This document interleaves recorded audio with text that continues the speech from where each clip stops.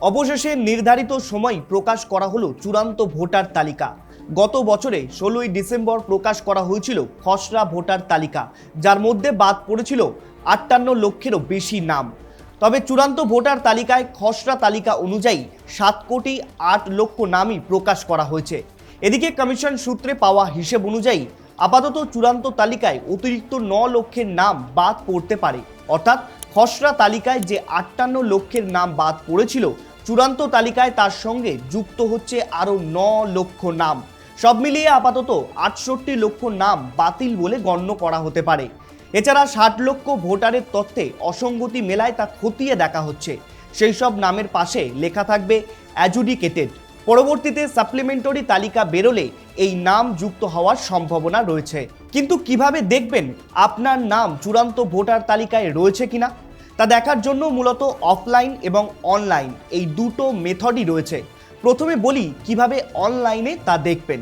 অনলাইনে জানতে হলে জাতীয় নির্বাচন কমিশনের ওয়েবসাইট eci.gov.in এ গিয়ে চেক করতে পারবেন তালিকায় নাম রয়েছে কিনা। সেখানে গিয়ে ইলেকটোরাল রোল বা সংশ্লিষ্ট বিভাগে ক্লিক করে নাম ও এপিক নাম্বার দিয়ে খোঁজ করা যাবে। পাশাপাশি রাজ্যের মুখ্য নির্বাচনী আধিকারিকের দপ্তরের ওয়েবসাইট ceo.westbengal.wb.gov.in এও পাওয়া যাবে তালিকা। এর পাশাপাশি নির্বাচন কমিশনের মোবাইল অ্যাপ ইসিআই নেটে লগ ইন করে নির্দিষ্ট স্থানে নিজের নাম ও এপিক নাম্বার দিলেই স্ক্রিনে ভেসে উঠবে ভোটার সংক্রান্ত সমস্ত তথ্য।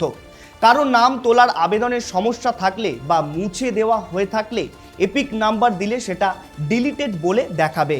অন্যদিকে যাদের অনলাইনে দেখতে সমস্যা হবে তাদের জন্য রয়েছে অফলাইন ব্যবস্থাও।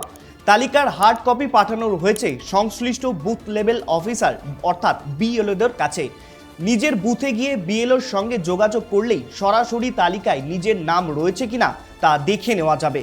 এছাড়াও বিডিও এবং এসডিও অফিসেও চূড়ান্ত ভোটার তালিকা দেওয়া থাকবে, চাইলে সেখানে গিয়েও দেখে নিতে পারেন।